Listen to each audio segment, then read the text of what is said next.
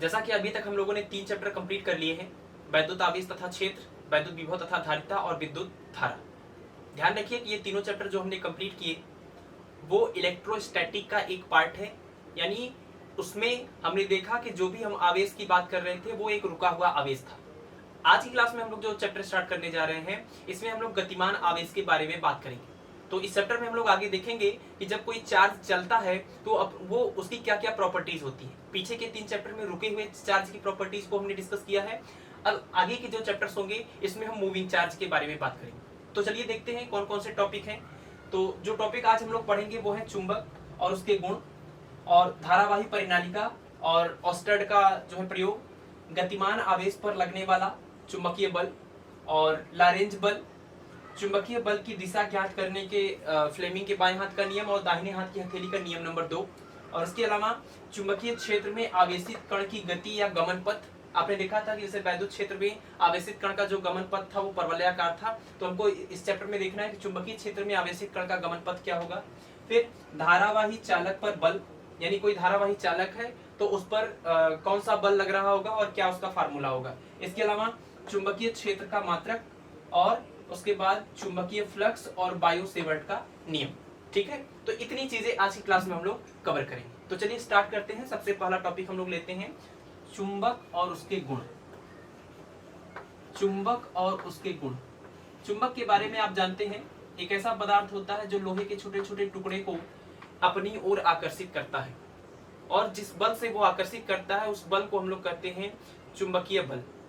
किसी चुंबक के चारों ओर रखे हुए छोटे छोटे टुकड़े अगर उस चुंबक के चुंबकीय क्षेत्र के अंतर्गत आते हैं तो वह चुंबक उस लोहे के छोटे छोटे टुकड़े को अपनी तरफ आकर्षित कर लेता है। ठीक है, और आप जानते हैं कि चुंबक जो है 2 प्रकार के होते हैं। ये प्रकृति में भी पाया जाता है और इसको बनाया भी जाता है। तो 2 प्रकार के चुंबक हो गए, यानी प्राकृतिक चुंबक और कृत्रिम चुंबक। प्राकृतिक चुंबक और कृत्रिम चुंबक। अब चूंकि प्राकृतिक चुंबक जो है वो प्योर नहीं रहता है, इसलिए इसकी इंटेंसिटी, इसकी जो स्ट्रेंथ होती है वो कम होती है, इसलिए हम लोग इसका बहुत कम उपयोग करते हैं। इसके बाद फिर बात करते हैं दूसरा क्या है, कृत्रिम चुंबक। कृत्रिम चुंबक को बनाया जाता है विभिन्न विधियों से, निकिल, कोबाल्ट, इन सब का प्रयोग करके कृत्रिम चुंबक को बनाया जाता है, और इसको हम लोग अपनी इच्छा अनुसार जो है आकृति दे सकते हैं। तो आपने नाम भी सुना होगा कृत्रिम चुंबक के 2-3 नाम तो बहुत ही ज्यादा फेमस है। जैसे कौन कौन से चुंबक, तो सबसे फेमस है दंड चुंबक। दंड चुंबक मतलब डंडे के आकार का, रॉड के फॉर्म में। ठीक है, इसी तरह से और कौन सा होता है, नाल चुंबक। घोड़े की जो नाल लगाई जाती है उसके पैर में उस तरीके से होता है नाल चुंबक। इसी के अलावा और आपने सुना होगा चुंबकीय सुई। ठीक है, ये सब के सब कृत्रिम चुंबक के उदाहरण है। ठीक, तो ये हो गया चुंबक। अब देखिए ये जो चुंबक होता है इसके कौन कौन से गुण होते हैं, पहले हमको इसको समझना है। जब हम चुंबक के गुण को समझ लेंगे तब फिर उसके बाद हम डिस्कस करेंगे कि जब आवेश गतिमान होता है वो कैसे इन सारी प्रॉपर्टीज को शो करता है। ठीक है, तो देखते हैं इसके गुण, चुंबक के गुण। सबसे पहले तो आप जानते हैं ये लोहे की बनी वस्तुओं को आकर्षित करता है। चुंबक जो है लोहे की बनी हुई वस्तुओं को अपनी तरफ आकर्षित करता है। फिर आप ये भी जानते हैं कि चुंबक के जो दोनों सिरे होते हैं, जहां पर चुंबकत्व तो सबसे ज्यादा होता है, उस दोनों सिरों को हम लोग कहते हैं ध्रुव, और इन ध्रुवों का नाम है उत्तरी ध्रुव और दक्षिणी ध्रुव। तो चुंबक में 2 ध्रुव होते हैं और इनको हम क्रमशः उत्तरी ध्रुव, है ना, उत्तरी ध्रुव नॉर्थ पोल, और दक्षिणी ध्रुव कहते हैं साउथ पोल। उत्तरी ध्रुव और दक्षिणी ध्रुव कहते हैं। इसके अलावा ये भी याद रखना है आपको कि जो समान ध्रुव होते हैं, यानी NN हो या फिर SS हो, समान ध्रुवों में सदैव प्रतिकर्षण बल लगता है। समान ध्रुवों में सदैव प्रतिकर्षण बल लगता है, और जब विपरीत ध्रुव हो जाए, NS हो जाए या SN हो जाए, ऐसे में आकर्षण बल काम करता है। ठीक है ना, तो चुंबक के गुण में ये भी एक गुण है कि समान ध्रुव होंगे अगर तो उसमें प्रतिकर्षण बल काम करेगा, और विपरीत ध्रुव होंगे तो उनके बीच में आकर्षण बल काम करेगा। ठीक है, चलिए अगली प्रॉपर्टीज को देखते हैं। किसी भी अगर चुंबक को या कह लीजिए चुंबकीय सुई को अगर हम लोग स्वतंत्र अवस्था में छोड़ देते हैं तो वो हमेशा उत्तर दक्षिण दिशा में ठहरता है। कोई भी चुंबक को स्वतंत्रता पूर्वक लटकाने पर वो हमेशा एक निश्चित दिशा यानी उत्तर दक्षिण दिशा में ठहर जाता है। जो उत्तर दिशा में जो ध्रुव होता है, उस सिरा होता है, उसको उत्तरी ध्रुव कहते हैं। जो दक्षिण दिशा में होता है उसको दक्षिणी ध्रुव कहते हैं। ठीक है, तो ये N और एस ध्रुव हो गया।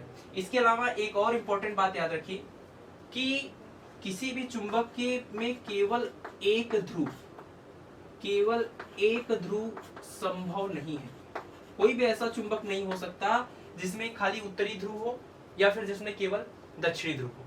आप किसी भी चुंबक के, मान लीजिए कोई चुंबक है, इसका ये उत्तरी ध्रुव है, इसका ये दक्षिणी ध्रुव है, आप किसी भी चुंबक के कितने भी छोटे छोटे टुकड़े कर दीजिए, हर चुंबक में हर एक टुकड़े में उत्तरी ध्रुव और दक्षिणी ध्रुव होगा। तो ध्यान रखना है कि चुंबक का अकेला ध्रुव संभव नहीं है। ठीक है, तो ये 4-5 प्रॉपर्टीज के बाद कुछ और भी फेमस प्रॉपर्टीज हम लोग देख लेते हैं। जैसे कि आप जानते हैं कि अगर कोई एक दंड चुंबक लिया जाए, कोई भी दंड चुंबक, मान लीजिए कोई दंड चुंबक है, कोई भी दंड चुंबक अपने चारों ओर जो इसका चुंबकीय क्षेत्र बनाता है, उस चुंबकीय क्षेत्र को प्रदर्शित करने के लिए हम लोग चुंबकीय बल रेखाओं की सहायता लेते हैं, मदद लेते हैं। और चुंबकीय बल रेखाओं की क्या क्या प्रॉपर्टीज होती हैं? पहली बात तो चुंबकीय बल रेखाएं क्या होती हैं, तो आप बता सकते हैं कि चुंबकीय बल रेखाएं वे काल्पनिक बल रेखाएं होती हैं जो लगातार चुंबकीय क्षेत्र की दिशा का प्रदर्शन करती रहती हैं। ठीक है, और ये हमेशा उत्तरी ध्रुव से निकलती हैं और दक्षिणी ध्रुव में प्रवेश करती हैं।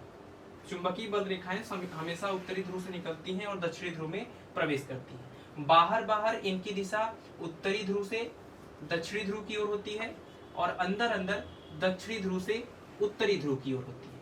ठीक है, तो बाहर इनकी दिशा उत्तरी ध्रुव से दक्षिणी ध्रुव की ओर और अंदर इनकी दिशा दक्षिणी ध्रुव से उत्तरी ध्रुव की ओर होती है। चुंबकीय बल रेखाएं एक दूसरे को कभी नहीं काटती हैं। इसके अलावा ध्यान रखना है कि चुंबकीय बल रेखाएं एक बंद वक्र के रूप में होती हैं, जबकि वैद्युत बल रेखाएं खुले वक्र के रूप में भी हो सकती हैं और बंद वक्र के रूप में भी हो सकती हैं, लेकिन चुंबकीय बल रेखाएं सदैव बंद वक्र के रूप में पाई जाती हैं। ठीक है, तो ये हो गई चुंबकीय बल रेखाएं। अब इसके अलावा अब हम लोग देखते हैं अगला टॉपिक, और अगला टॉपिक हमारा है धारावाही परिनालिका। तो हमको देखना है कि धारावाही परिनालिका क्या होती है। अगर मान लीजिए किसी लकड़ी का कोई पाइप हो, या फिर इस तरीके से कर लीजिए कागज का कोई एक पाइप बना लिया जाए, बेलनाकार नली बना लिया जाए, एक गत्ते की एक बेलनाकार नली बना ली जाए और उसके ऊपर तांबे के तारों को बहुत ही नजदीक लपेट दिया जाए, तो इस प्रकार बनी हुई व्यवस्था को हम लोग कहते हैं धारावाही परिनालिका। ठीक है, इसी को सोलेनॉइड कहते हैं। धारावाही परिनालिका का मतलब ये, मान लीजिए देखिए कागज की एक गत्ती है, कार्डबोर्ड है, और इसको आपने इस तरीके से बेलन के रूप में यानी सिलेंडर के फॉर्म में लपेट दिया। ठीक है, बना दिया, और इसके ऊपर अगर आप तांबे के चालक तार को लपेट देंगे तो ये जो बन जाएगी व्यवस्था, इसी व्यवस्था को हम लोग कहते हैं धारावाही परिनालिका। इसको कहते हैं धारावाही परिनालिका। ठीक है, ऑस्टर्न ने देखा कि जब इस धारावाही परिनालिका में अगर हम लोग विद्युत धारा प्रवाहित करें, कोई सेल मान लीजिए इससे कनेक्ट कर देते हैं, एक सेल यहाँ पर कनेक्ट कर देते हैं और इसके साथ एक यहाँ पर स्विच यानी कि कुंजी लगा देते हैं। जब किसी धारावाही परिनालिका में विद्युत धारा प्रवाहित की जाती है और इसको एक स्वतंत्रता पूर्वक कहीं से लटका दिया जाता है, तो ऐसे में ये धारावाही परिनालिका भी छड़ चुंबक की तरह, चुंबकीय सुई की तरह उत्तर दक्षिण दिशा में जाके ठहर जाती है। इसका मतलब कि जो धारावाही परिनालिका है, इसके अंदर भी वही गुण आ गए जो कि एक दंड चुंबक के अंदर था। ठीक है, दंड चुंबक के अंदर था, इसमें एक उत्तरी ध्रुव था और एक दक्षिणी ध्रुव था। ठीक है, और ये भी स्वतंत्रता पूर्वक लटकाने पर हमेशा उत्तर दक्षिण दिशा में ठहरता है, और ये धारावाही परिनालिका के साथ भी करने पर ऐसा ही हुआ। तो इससे ये निष्कर्ष निकला कि जब भी किसी धारावाही परिनालिका में विद्युत धारा प्रवाहित की जाती है तो वो एक दंड चुंबक की तरह काम करती है। अब दंड चुंबक की तरह काम करती है, इसका क्या मतलब है? इसका मतलब कि इस धारावाही परिनालिका में भी एक उत्तरी ध्रुव हो जाता है, बन जाता है, और एक दक्षिणी ध्रुव बन जाता है। ठीक है, अब यहाँ पर ये इंपॉर्टेंट है कि कौन सा सिरा उत्तरी ध्रुव बनेगा और कौन सा सिरा दक्षिणी ध्रुव बनेगा। तो ध्यान रखिए कि उत्तरी ध्रुव और दक्षिणी ध्रुव का बनना इस बात पर निर्भर करता है कि यहाँ पर धारा की दिशा क्या है, और उसके लिए आप ये डायग्राम याद रखिए कि कब उत्तरी ध्रुव बनेगा और कब दक्षिणी ध्रुव बनेगा। उसके लिए ये चित्र आपको याद रखना है। देखिए, अगर उत्तरी ध्रुव की बात करें यानी नॉर्थ पोल, तो उसके लिए ये एन इस तरीके से अगर हम बनाएं इस तरीके से, तो इससे पता चलता है कि हम ये इस एरो को इधर दिखा सकते हैं और इस वाले एरो को यहाँ पर ऐसे, और ये वाली दिशा आप देख रहे हैं ये कौन सी दिशा है, तो ये है एंटी क्लॉकवाइज। ठीक है, तो जिस सिरे पर धारा एंटी क्लॉकवाइज प्रवाहित होगी वो वाला सिरा उत्तरी ध्रुव बन जाएगा। ठीक, इसी प्रकार से दक्षिणी ध्रुव यानी साउथ पोल के लिए बात करें अगर, तो साउथ पोल के लिए आपको ये चित्र याद रखना है। ये देखिए साउथ पोल ऐसा हमने बना दिया, तो ये दिशा हो गई, यानी ये एरो इधर बना देना और एक एरो इधर, तो ये जो है दिशा हो गई। इसको क्या बोलते हैं, इसको बोलते हैं क्लॉकवाइज। ठीक है, तो जब जिस सिरे पर विद्युत धारा एंटी क्लॉकवाइज फ्लो हो रही होगी वो नॉर्थ पोल बन जाएगा और दूसरा वाला सिरा साउथ पोल बन जाएगा। अगर इस सिरे पर मान लीजिए धारा क्लॉकवाइज बन रही है तो ये साउथ पोल बन जाएगा, तो दूसरा वाला सिरा नॉर्थ पोल बन जाएगा। ठीक है, तो इस प्रकार आपने देखा कि जो धारावाही परिनालिका होती है वो कैसे बनाई जाती है और ये दंड चुंबक या छड़ चुंबक की तरह भी काम करती है। ठीक है, तो अब हम लोग देखते हैं कि गतिमान आवेश पर बल। गतिमान आवेश पर बल का क्या मतलब है कि जब कोई आवेश को गतिमान करा दे, अब देखिए जब आवेश गतिमान होगा तो उसके चारों ओर एक क्षेत्र उत्पन्न होगा। ठीक है, कोई भी आवेश जब गतिमान होता है तो उसके चारों ओर एक चुंबकीय क्षेत्र उत्पन्न हो जाता है। ठीक है, आपने देखा था कि वैद्युत क्षेत्र में किसी आवेश पर बल लगता है उसको वैद्युत बल कहते हैं, F = Q × E। वैसे ही अगर किसी चुंबकीय क्षेत्र में किसी आवेश को गतिमान कर दिया जाए तो उसके ऊपर भी एक बल लगता है जिसको हम लोग चुंबकीय बल कहते हैं। ठीक है, तो अगला टॉपिक हम लोग देखते हैं गतिमान आवेश पर बल। और गतिमान आवेश कहां पर गतिमान किया जाएगा, किसी एक चुंबकीय क्षेत्र में। तो गतिमान आवेश पर बल, बल का मतलब ये चुंबकीय बल के बारे में बात कर रहे हैं। ठीक है, तो मान लेते हैं कि यहाँ पर देखिए एक 3 डायमेंशन को शो करने के लिए ये चित्र बना रहे हैं जिससे आपको ये क्लियर दिखे कि x एक्सिस, y एक्सिस और z एक्सिस किधर है। ठीक है, चलिए मान लेते हैं कि ये ओरिजिन है और यहाँ पर कोई +q चार्ज रखा हुआ है। ठीक है, और ये है x एक्सिस, x दिशा, और ये है y एक्सिस और इसको बोल दे रहे हैं ये है z एक्सिस, सॉरी इसको बोलते हैं ये z है और ये x है और ये y। ठीक है, तो ये मान लीजिए हमने कुछ मान लिया। आप जानते हैं कि x, y और z में से किसी भी दो के बीच का कोण लेते हैं तो वो 90 डिग्री आता है।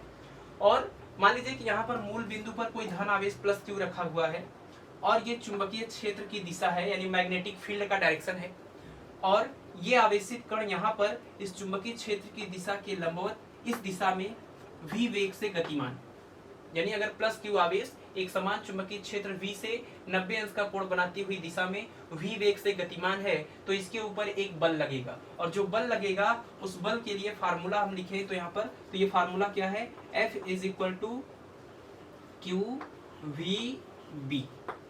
ठीक है, तो इस चुंबकीय क्षेत्र में गतिमान आवेश पर लगने वाला बल F = QVB। यहाँ पर अगर मान लीजिए कि अगर ये आवेश चुंबकीय क्षेत्र की दिशा के लंबवत गति न करके इससे कोई कोण बनाती हुई दिशा में, फॉर एग्जांपल इस दिशा में अगर मान लीजिए जा रहा है और ये चुंबकीय क्षेत्र की दिशा के साथ थीटा कोण बनाती हुई दिशा है। ठीक है, इस दिशा में अगर ये आवेशित कण v वेग से जा रहा है तो ऐसे केस में जब आपको फार्मूला लिखना पड़ेगा तो आपको इस वेग v का लंबवत घटक इस दिशा में घटक पता करना पड़ेगा। और आप जानते हैं अगर v है और ये थीटा है तो इस दिशा में जो इसका घटक आएगा वो आएगा v cos थीटा, और जो लंबवत दिशा में आएगा वो आएगा v sin थीटा। ठीक है, तो ये फार्मूला जो है वो क्या बन जाएगा, F = Q, और इसके बाद ये यहाँ पर वेग की जगह पर वेग का ये लंबवत घटक यानी v sin थीटा, उसके बाद b, यानी F = हो जाएगा QVB sin थीटा। ठीक है, ये तो रहा बल का परिमाण कि चुंबकीय क्षेत्र में गतिमान आवेश पर लगने वाले बल का परिमाण। अगर इसको आपको वेक्टर के रूप में लिखना है तो क्या लिखेंगे, तो लिखेंगे वेक्टर F = Q, ये तो एक अदिश राशि है, और VB sin थीटा को लिख सकते हैं vector V cross vector B। ठीक है, तो ये हो गया इसका वेक्टर फॉर्म। तो चुंबकीय क्षेत्र में गतिमान आवेश पर लगने वाले बल का फार्मूला, और ये कौन सा बल है, तो चूंकि ये चुंबकीय क्षेत्र में जो बल लग रहा है तो उस बल को हम लोग क्या बोल सकते हैं, चुंबकीय बल। तो अगर Q आवेश B चुंबकीय क्षेत्र में V वेग से गतिमान हो तो उसका फार्मूला हो जाएगा QV क्रॉस B, और जब इसको ओपन करेंगे A cross B = AB sin theta, V cross B = VB sin theta, जहां पर थीटा क्या है, तो थीटा है इस गति की दिशा और चुंबकीय क्षेत्र की दिशा के बीच का कोण। ठीक है, अगर वो 90 रहता तो यहाँ पर 90 रख देते तो ये वाला केस आपको मिल जाता। ठीक है, तो ये केस हम लोग तब इस्तेमाल करेंगे जब थीटा की वैल्यू 90 होगी। और ये वाला केस हम तब इस्तेमाल करेंगे जब थीटा का मान कुछ भी, ठीक है। तो ये एक जनरल केस हो गया। तो इस प्रकार आपने देखा टॉपिक 3 गतिमान आवेश पर बल। अब ये जो बल लग रहा है, देखिए इस बल की दिशा हमने इधर की तरफ दिखाया है, यानी अगर एक जो उसकी गति की दिशा है वो x दिशा में हो और उसका जो है चुंबकीय क्षेत्र जो है y दिशा में हो, तो जो इस पर बल लग रहा है वो z दिशा में। ये बल की दिशा ज्ञात कैसे किया गया या इसकी दिशा ज्ञात करने का नियम क्या है, इसको हमको समझना पड़ेगा। लेकिन उससे पहले हम लोग एक और चीज समझ लेते हैं कि लॉरेंज बल क्या होता है, ठीक है। अभी तो हमने देखा कि चुंबकीय बल, अभी बात करते हैं लॉरेंज बल के बारे में। तो अगला टॉपिक है हमारा लॉरेंज बल। और लॉरेंज बल के लिए, लॉरेंज बल में देखिए बहुत कंफ्यूजन होता है। ज्यादातर लोगों को ये लगता है यही जो चुंबकीय बल है यही लॉरेंज बल है, लेकिन ध्यान रखिए कि लॉरेंज बल का मतलब क्या है। लॉरेंज बल, देखिए जब कभी भी आवेश Q चुंबकीय वैद्युत क्षेत्र E और चुंबकीय क्षेत्र B, अगर ये दोनों के दोनों प्रेजेंट हैं, कहीं पर भी अगर वैद्युत क्षेत्र और चुंबकीय क्षेत्र दोनों उपस्थित हों, तो इस आवेश Q पर आप जानते हैं कि दो बल लगेंगे। वैद्युत क्षेत्र की वजह से वैद्युत बल लगेगा, है ना, वैद्युत क्षेत्र की वजह से वैद्युत बल लगेगा और उसको हम बोल दे रहे हैं Fe। और Fe के लिए फार्मूला होता है Q इंटू E, ठीक है। और इसी तरह से अगर चुंबकीय क्षेत्र उपस्थित है तो चुंबकीय क्षेत्र की वजह से इस आवेश पर चुंबकीय बल लगेगा। और चुंबकीय बल यानी कि अभी हमने देखा Fm is equal to Q V cross B, ठीक है। ये हो गया चुंबकीय बल। इस वैद्युत बल और इस चुंबकीय बल का जो परिणामी होता है उसी को हम लोग लॉरेंज बल कहते हैं, ठीक है। तो लॉरेंज बल अगर निकालेंगे तो लॉरेंज बल के लिए लिख सकते हैं लॉरेंज बल यानी F, इसको L बोल दे रहे हैं, FL Lorentz force equal to Fe यानी कि वैद्युत बल प्लस Fm यानी कि चुंबकीय बल, ठीक है। तो वैद्युत बल और चुंबकीय बल का जो परिणामी है उसको हम लोग लॉरेंज बल कहते हैं। या अब यहाँ पर Fe और Fm का मान इस दोनों समीकरणों से रख दिया जाए तो ये फार्मूला बन जाएगा FL is equal to QE plus Q V cross B, ठीक है। और इन दोनों जगहों से Q को कॉमन ले लेंगे तो ये आ जाएगा FL is equal to Q को कॉमन लेने पर आ जाएगा E plus V cross B। तो ये हो गया लॉरेंज बल के लिए फार्मूला, ठीक है। तो ध्यान रखना है कि अगर वैद्युत क्षेत्र उपस्थित होगा तो वैद्युत बल लगेगा और चुंबकीय क्षेत्र उपस्थित होगा तो चुंबकीय बल लगेगा। अगर ये दोनों क्षेत्र उपस्थित है तो दोनों बल लगेंगे और इन दोनों बलों का परिणामी ही लॉरेंज बल कहलाता है, ठीक है। ये भी याद रखिए कि जब आवेश रुका हुआ था, कोई भी आवेश जब स्थिर था तो स्थिर आवेश अपने चारों ओर केवल और केवल वैद्युत क्षेत्र उत्पन्न करता था, जबकि गतिमान आवेश, अगर ये गतिमान आवेश है तो ये अपने चारों ओर वैद्युत क्षेत्र के साथ साथ चुंबकीय क्षेत्र को भी उत्पन्न करता है, ठीक है। और शुरू के जो आपने 3 चैप्टर पढ़े उन तीनों चैप्टर में आवेश स्थिर था, इसीलिए उन तीनों चैप्टर को जिस यूनिट में रखा जाता है उसको बोलते हैं इलेक्ट्रोस्टैटिक, है ना। तो शुरू के तीनों चैप्टर इलेक्ट्रोस्टैटिक के पार्ट थे। अभी हम लोग मूविंग चार्ज पढ़ रहे हैं और मूविंग चार्ज ही जो है मैग्नेटिज्म जो है अपने साथ प्रोड्यूस कर सकता है, ठीक है। तो चलिए ये तो हो गया लॉरेंज फोर्स। अगला टॉपिक देखते हैं कि चुंबकीय बल की दिशा ज्ञात करने के नियम। देखिए चुंबकीय बल की जो दिशा ज्ञात करने का नियम है, इसके लिए कई नियम हैं, हम लोग जो जिसमें से 2 मुख्य नियम को पढ़ने वाले हैं। तो मान लीजिए कि कोई भी एक आवेशित कण है जो एक समान चुंबकीय क्षेत्र में रखा हुआ है, गतिमान है, तो इस पर एक चुंबकीय बल लग रहा है। तो उस चुंबकीय बल की हमको दिशा पता करना है, यानी आपको चुंबकीय क्षेत्र की दिशा पता होगी और आपको धारा की दिशा पता होगी, तो आपको बताना है कि लगने वाले बल की दिशा क्या होगी, ठीक है।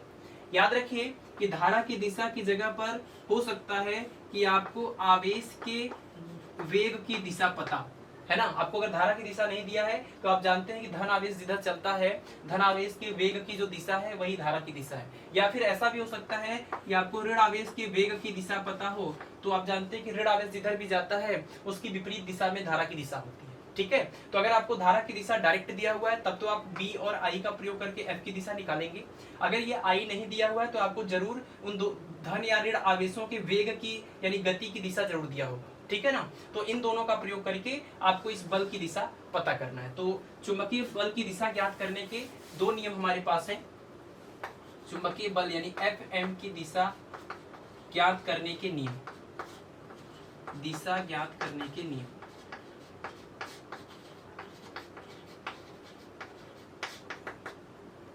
तो इसके दो नियम हम लोग पढ़ेंगे और वो दोनों नियम याद रखिए आप। सबसे पहला जो नियम है वो तो बहुत ज्यादा फेमस है और आपने हाई स्कूल में पढ़ा भी है, जिसको बोलते हैं फ्लेमिंग के बाएं हाथ का नियम। ठीक है, फ्लेमिंग के बाएं हाथ का नियम।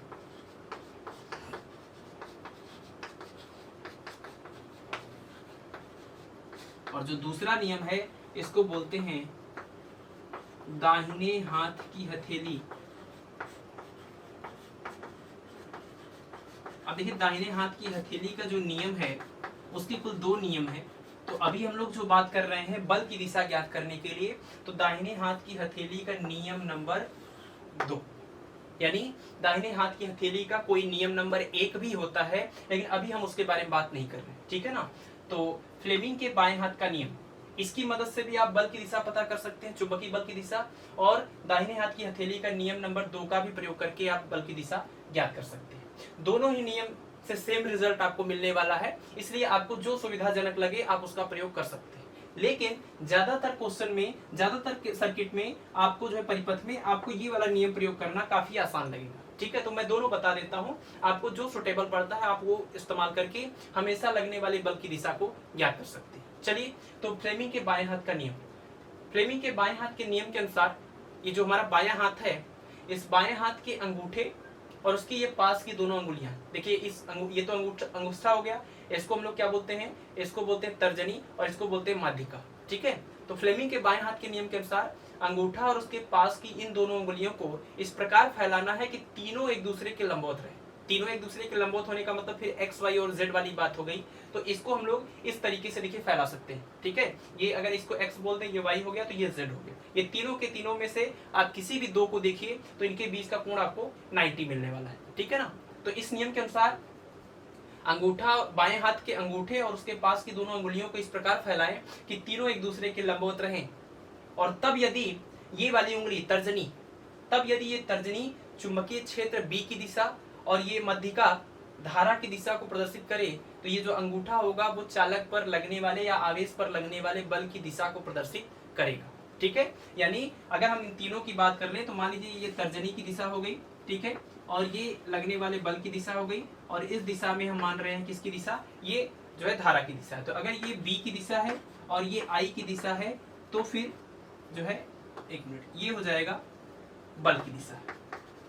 ठीक है, फिर से देखिए इसको, फ्लेमिंग के बाएं हाथ के नियम के अनुसार यदि हम बाएं हाथ के अंगूठे और उसके पास की दोनों अंगुलियों को इस प्रकार फैलाएं, ये देखिए कि तीनों एक दूसरे के लंबवत रहें, तब यदि पहली उंगली चुंबकीय क्षेत्र की दिशा और ये दूसरी वाली अंगुली ये धारा की दिशा को प्रदर्शित करे, तो अंगूठा चालक पर लगने वाले बल की दिशा को प्रदर्शित करेगा। ठीक, अच्छा, इसमें एक बात और याद रखिए कि ये जो दिया हुआ है यहाँ पर कि F है, B है और I है, अगर आपको कभी भूल जाए कि कौन इसमें बल की दिशा को प्रदर्शित कर रहा है, कौन चुंबकीय क्षेत्र की दिशा को प्रदर्शित कर रहा है, कौन धारा की दिशा को प्रदर्शित कर रहा है, तो आप इसको याद कर लीजिए इस तरीके से। जैसे आपने याद किया होगा SBI, SBI तो याद ही होगा, स्टेट बैंक ऑफ इंडिया, वैसे ही आप याद कर लीजिए FBI।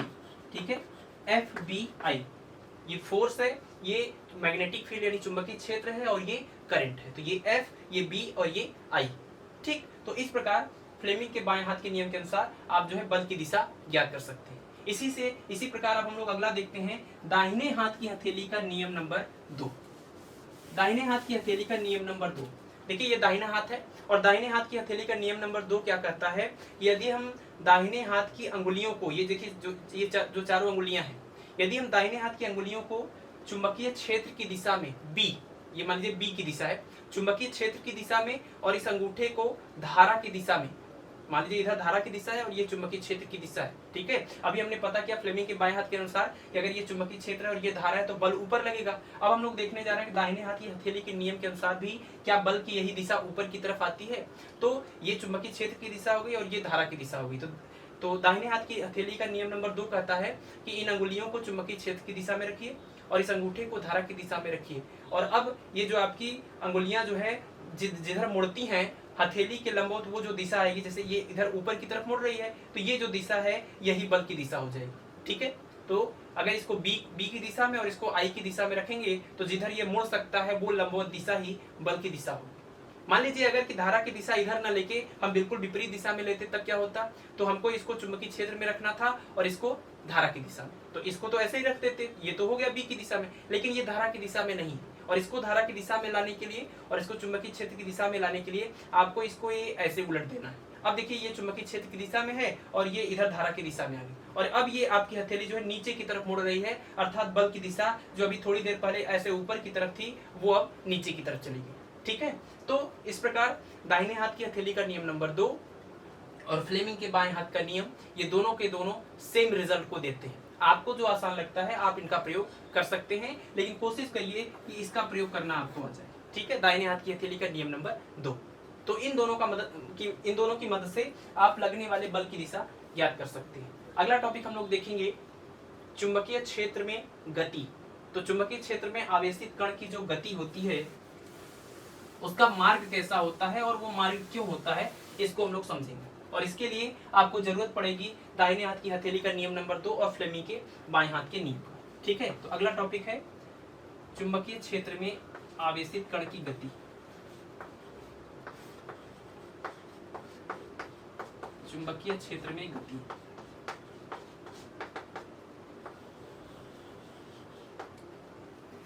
देखिए मान लेते हैं कि यहाँ पर एक समान चुंबकीय क्षेत्र है और चुंबकीय क्षेत्र की दिशा को प्रदर्शित करने के लिए हम लोग देखिए एक नोटेशन लेने जा रहे हैं।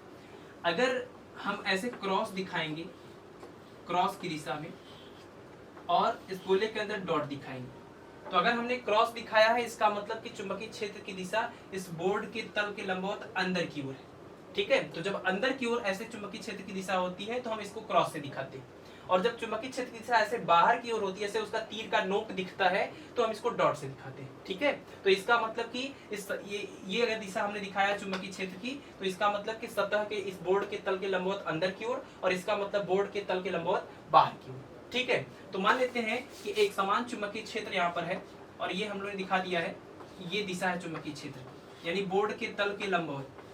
ठीक है, तो बोर्ड के तल के लंबवत एक समान चुंबकीय क्षेत्र में हम एक आवेशित कण को यहाँ पर प्रक्षेपित करेंगे, और आप जानते हैं कि जब भी कोई गतिमान आवेश चुंबकीय क्षेत्र में जाता है तो उसके ऊपर एक बल लगता है। ठीक है, F = QVB sin थीटा। तो ये एक समान चुंबकीय क्षेत्र है B, जिसकी दिशा इस बोर्ड के तल के लंबवत अंदर की ओर है। ठीक है, और इसमें अगर हम मान लीजिए किसी एक आवेश को ऐसे प्लस Q आवेश मान लेते हैं, इसमें हमने प्लस Q आवेश को V वेग से इस दिशा में गतिमान किया, तो जैसे ही आप इस प्लस Q आवेश को इस दिशा में V वेग देंगे और ये चुंबकीय क्षेत्र में प्रवेश करेगा, तो आपने देखा कि गतिमान आवेश पर बल है ना, कि जब भी चुंबकीय क्षेत्र में कोई गतिमान आवेश प्रवेश करता है तो उस पर एक चुंबकीय बल लगता है, तो इस आवेश पर भी एक चुंबकीय बल लगेगा, और उस बल की दिशा ज्ञात करने के लिए आपने नियम पढ़ा, फ्लेमिंग के बाएं हाथ का नियम और दाहिने हाथ की हथेली का नियम नंबर 2। तो चलिए दाहिने हाथ की हथेली का नियम नंबर 2 प्रयोग कर लेते हैं, या दोनों नियम प्रयोग करके हम लोग देख लेते हैं कि इस आवेश पर बल किधर की दिशा में लगेगा। तो देखिए यहाँ पर जो चुंबकीय क्षेत्र है वो अंदर की तरफ है, और ये जो आवेशित कण है इसके वेग की दिशा ये सामने की तरफ है। तो इसको हमको क्या रखना है, अगर दाहिने हाथ की हथेली का नियम नंबर 2 प्रयोग करें तो इसको चुंबकीय क्षेत्र की दिशा में रखना होगा और इसको धारा की दिशा।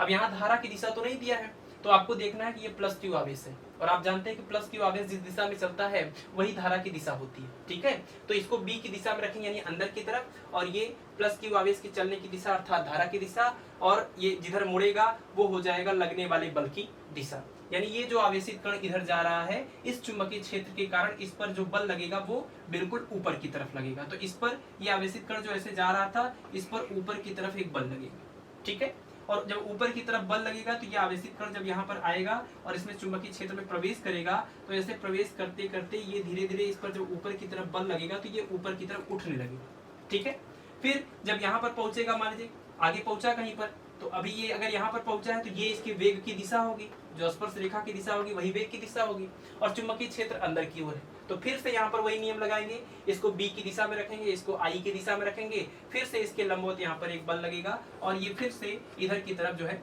मुड़ जाएगा। ठीक है, और इस प्रकार हर एक बिंदु पर जो बल लगेगा वो हमेशा इसके वेग की दिशा के लंबवत बल लगेगा, और इसकी वजह से ये आवेशित कण इस चुंबकीय क्षेत्र में एक वृत्तीय मार्ग पर गति करने लगेगा।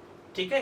तो चुंबकीय क्षेत्र में जब आवेश प्रवेश करता है तो उसका मार्ग जो है वृत्ताकार होता है। पीछे आपने देखा था कि वैद्युत क्षेत्र में जब हमने इलेक्ट्रॉन को प्रक्षेपित किया था तो उसका मार्ग कैसा होता था, परवलयाकार होता था। ठीक है, तो आपको याद रखना है कि इलेक्ट्रिक फील्ड के केस में परवलयाकार मार्ग आता था और मैग्नेटिक फील्ड के केस में वृत्ताकार मार्ग आता है। ठीक है, क्लास 11th में आपने एक चीज पढ़ा है कि कोई भी पिंड जो वृत्तीय गति करता है उसको वृत्तीय गति करने के लिए एक अभिकेंद्र बल की जरूरत होती है। और अगर इस आवेश ने भी यहाँ पर वृत्तीय गति किया तो इसको भी इस वृत्तीय गति को करने के लिए एक अभिकेंद्र बल की जरूरत पड़ी होगी। और इसने ये वृत्तीय गति पूरा किया, इसका मतलब कि इसको आवश्यक अभिकेंद्र बल कहीं से मिला।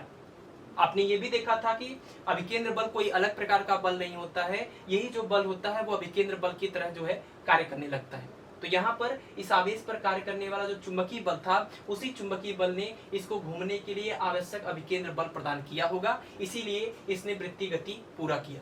ठीक है, तो इसलिए क्या कर सकते हैं, यहाँ पर अगर ये वृत्तीय गति कर चुका है तो आप यहाँ पर लिख सकते हैं कि अभिकेंद्र बल बराबर किसके, चुंबकीय बल के। यही चुंबकीय बल जो है वो अभिकेंद्र बल के बराबर होगा, इसी ने अभिकेंद्र बल प्रदान किया होगा।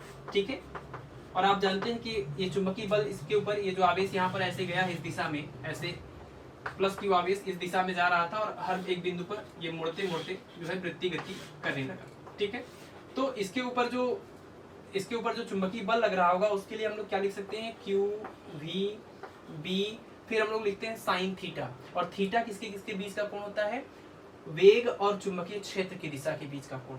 तो चुंबकीय क्षेत्र तो अंदर की तरफ है और वेग ऐसे क्षैतिज है, तो ये दोनों के बीच का कोण यहाँ पर क्या हो जाएगा, 90। तो साइन 90 इज इक्वल टू, यहाँ पर लिखेंगे अभिकेंद्र बल। और अभिकेंद्र बल के लिए आप जानते हैं mv² अपान r, जहाँ पर r क्या होगा, इस वृत्तीय मार्ग की त्रिज्या, इस वृत्तीय मार्ग की त्रिज्या हो जाएगी। ठीक है, चलिए अब यहाँ से इसको सॉल्व कर लेते हैं। तो ये आ जाएगा QVB is equal to mv² upon r। एक v से एक v कैंसिल हो जाएगा और इसको सॉल्व करेंगे तो r आ जाएगा, r बराबर mv अपान QB, mv अपान QB। ठीक है, तो इस प्रकार आप ये पता कर सकते हैं कि जब आवेशित कण को हम चुंबकीय क्षेत्र में जो है प्रक्षेपित करेंगे v वेग से, तो उसके इस वृत्तीय मार्ग की त्रिज्या कितनी होगी। ठीक है, तो ये वृत्तीय मार्ग की त्रिज्या का फार्मूला हो गया, इसको आपको याद रखना है। इसके अलावा अब देखिए, मान लीजिए आपको ये वृत्तीय मार्ग की त्रिज्या मिल गई। अब अगर आपको ये पता करना है कि इसको एक वृत्तीय मार्ग पूरा करने में कितना समय लगा होगा, तो एक चक्कर पूरा करने में लगा समय, यानी कि ये कह लीजिए कि समय अंतराल, यानी कि दोलन काल कह लीजिए या आवर्त काल कह लीजिए। तो आवर्त काल पता करने के लिए फार्मूला लिखेंगे, तो आवर्त काल t बराबर, यानी ये एक प्रकार का समय है, तो समय बराबर होता है, एक चक्कर के लिए अगर बात करें तो दूरी और बटे में चाल, और दूरी कितना हो जाएगा, तो इस वृत्तीय मार्ग की परिधि तो 2πr और बटे में चाल कितना था, v। ठीक है, और यहाँ से अगर r का मान हम लोग रख दें तो यह आ जाएगा t बराबर 2π, r की जगह पर लिख सकते हैं mv और अपान में हो जाएगा qb और इनटू में ये वाला v, इस v से ये v कैंसिल हो जाएगा। तो आवर्तकाल के लिए भी फार्मूला मिल जाएगा 2πm अपान qb। ठीक है, तो वृत्तीय मार्ग की त्रिज्या r बराबर mv अपान qb, इसको आपको याद रखना है। और दोलन काल या आवर्तकाल बराबर 2πm अपान qb। और ये तब की हम लोग बात कर रहे हैं जब इस आवेशित कण को हमने चुंबकीय क्षेत्र की दिशा के बिल्कुल लंबवत जो है प्रक्षेपित किया था। अगर मान लीजिए इसको क्षेत्र की दिशा के साथ इस दिशा में अगर हम भेजे होते, कुछ कोण बनाती हुई, अगर कुछ कोण बनाती हुई दिशा में भेजे होते, तब क्या करते, तो हमको फिर ये घटक निकालना पड़ता है ना, लंबवत घटक निकालना पड़ता। और अगर ये v है और चुंबकीय क्षेत्र के साथ ये थीटा कोण बना रहा है, तो इधर वाला जो घटक होता है वो होता v sin थीटा, और थीटा वाली दिशा में अंदर जो घटक होता है वो होता v cos थीटा। ठीक है, तो ऐसे केस में जब ये थीटा कोण बनाती हुई दिशा में भेजा जाता, तो इस v की जगह पर ये हमको ये लंबवत घटक यहाँ पर प्रयोग करता है, यानी कि r बराबर m, ये v परपेंडिकुलर। ठीक है, ये लंबवत घटक, तो v परपेंडिकुलर की वैल्यू कितनी हो जाती, v perpendicular equal to v sin theta. तो यहाँ पर हम लोग v sin थीटा प्रयोग करते हैं, तो r बराबर लिखते m v sin थीटा और अपान में क्या आ जाता, qb। ठीक, लेकिन ध्यान रखिए कि जब भी कभी आवेशित कण को हम चुंबकीय क्षेत्र की दिशा से कुछ कोण बनाती हुई दिशा में भेजते हैं, तो ये केवल वृत्तीय गति नहीं करता, बल्कि देखिए इसका एक घटक तो वृत्तीय गति करवाता है, लेकिन जो दूसरा वाला घटक है v cos थीटा, वो इसको लगातार ऐसे ऐसे आगे भी बढ़ाता जाता है। ठीक है। तो ऐसी गति को यानी इस प्रकार से ये ऐसे गोल गोल घूमते हुए ये ऊपर भी बढ़ते जाता है, और इस प्रकार की गति को हम लोग बोलते हैं कुंडलिनी जैसी गति यानी हेलिकल पाथ। ठीक है, ये कुंडलिनी जैसी गति हो जाती है, कुंडलिनी जैसा मार्ग हो जाता है। और ऐसे केस में आपको ये भी पता करना होता है कि एक आवर्तकाल में यानी ये समय एक आवर्तकाल में ये कितना ज्यादा ऊपर चढ़ेगा, यानी कितना ऊंचाई पर जाएगा। वृत्ति गति तो कर ही रहा है, साथ में ऊपर ही जा रहा है, तो कितना ऊपर जाएगा एक चक्कर एक आवर्तकाल में, उसको हम लोग बोलते हैं पिच। और पिच एक प्रकार की दूरी है, एक समय अंतराल या एक दोलन काल में तय की गई दूरी है। और दूरी बराबर होता है चाल गुणे समय। चाल कौन सा लेंगे, तो समांतर वाला लेंगे, समांतर वाला घटक लेंगे, क्योंकि लंबवत वाला तो जो है त्रिज्या के लिए हो गया, वृत्तिमान के लिए हो गया। और गुणे में समय कौन सा लेंगे, तो यही दोलन काल या आवर्त काल। तो यहाँ से अगर हम लोग मान रख दें तो पिच निकल सकता है, और v पर पैरेलल की वैल्यू कितनी हो जाएगी, v cos थीटा, और इंटू t की वैल्यू क्या हो जाएगी 2πm/qb। तो आप यहाँ से ये भी एक फार्मूला याद रख सकते हैं पिच के लिए। ठीक है, तो अगर लंबवत ये प्रवेश करेगा तो r बराबर mv/qb, t बराबर 2πm/qb। लेकिन अगर ये थीटा कोण बनाती हुई दिशा में अगर प्रवेश करने लगा तो फिर आपको यहाँ पर v परपेंडिकुलर प्रयोग करना पड़ेगा और यहाँ पर v पैरेलल। ठीक, तो ये हो गया आपका टॉपिक नंबर 6, चुंबकीय क्षेत्र में गति। और गति का मार्ग भी आपने देख लिया, कैसा मार्ग था, ये वृत्ताकार। अब अगला टॉपिक हम लोग देखेंगे कि धारावाही चालक पर बल। बड़ा ही सिंपल सा ये फार्मूला है कि जब कोई धारावाही चालक, कोई भी धारावाही चालक हो, मतलब कि कोई एक चालक तार हो और वो चुंबकीय क्षेत्र में रखा हो, तो उस पर कितना बल लगेगा। ठीक है, तो अगला टॉपिक है धारावाही चालक पर बल। धारावाही चालक पर बल।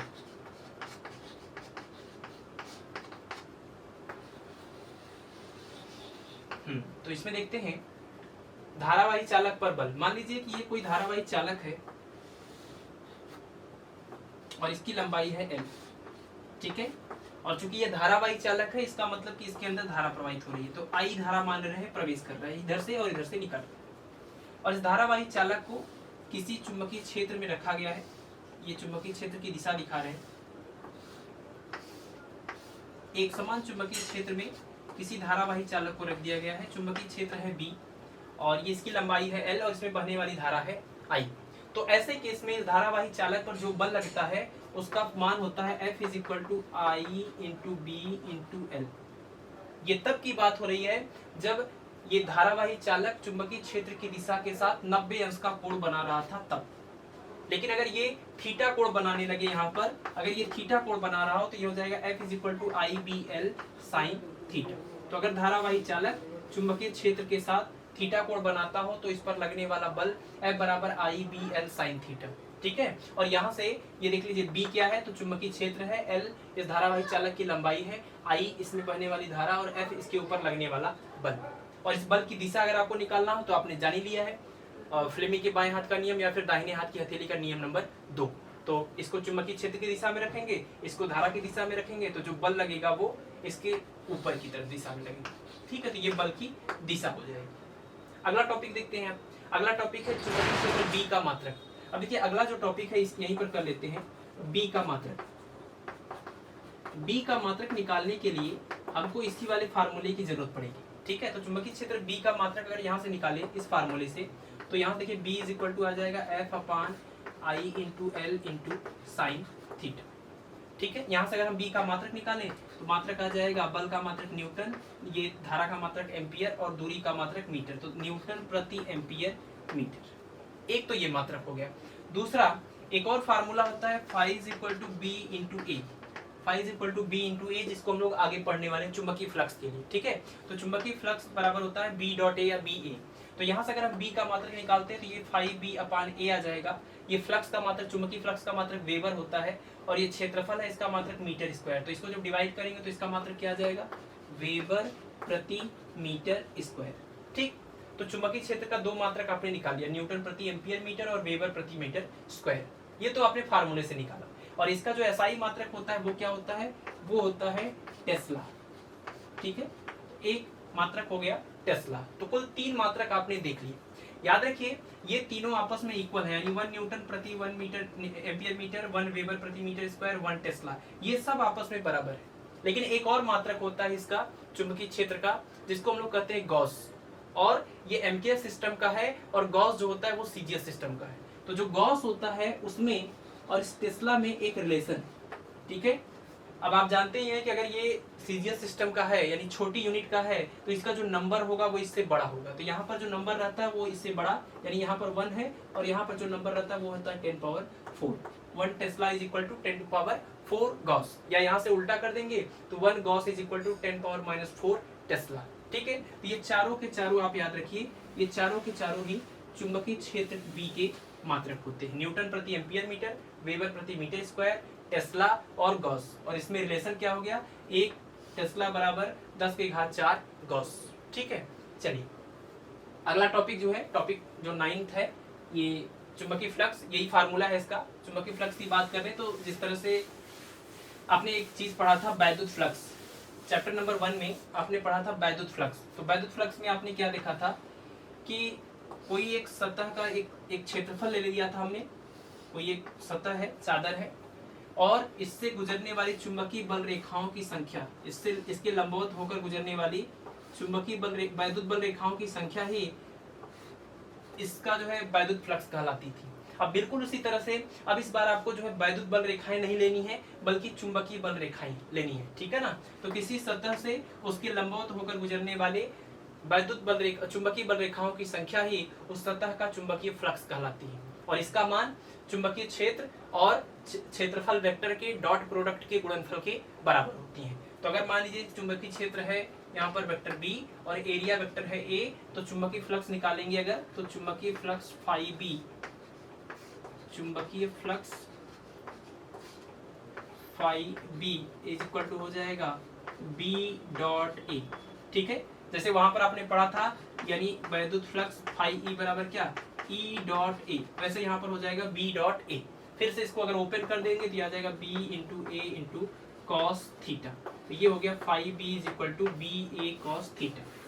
और आप यहाँ से देख रहे हैं कि इन दोनों का डॉट प्रोडक्ट करने पर ये आता है, और जो डॉट प्रोडक्ट करने के बाद रिजल्ट आता है वो कैसी राशि होगी, तो वो एक अदिश राशि होगी, ठीक है। तो चुंबकीय फ्लक्स एक अदिश राशि होती है, और इसका मात्रक क्या होता है, तो इसका मात्रक होता है वेबर, ठीक। चलिए, तो ये हो गया चुंबकीय फ्लक्स। यहाँ पर एक चीज याद रखिएगा, थीटा किसके बीच का कोण है, थीटा जो है वेक्टर बी और वेक्टर ए के बीच का कोण है।